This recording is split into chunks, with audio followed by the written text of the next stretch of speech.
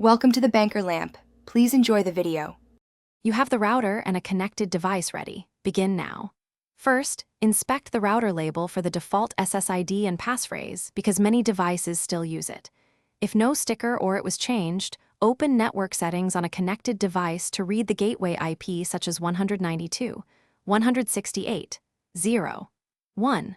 Once done, enter that IP into a browser to reach the router login page. Make sure you have admin credentials or the default username and password from the label at hand. You're at the admin interface. Proceed carefully. After logging in, navigate to wireless or Wi-Fi settings so you can see the SSID, security mode, and the passphrase field. This is where the current Wi-Fi key lives. Some interfaces mask the password. Use the show option or enter a new one if viewing is blocked.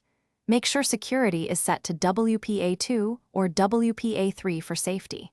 When you change it, save or apply settings and allow the router to update.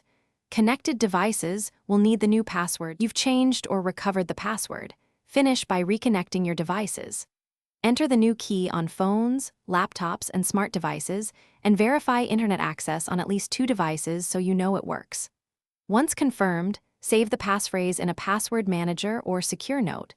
This prevents repeated resets. If you can't log in because credentials are unknown, perform a factory reset as a last resort.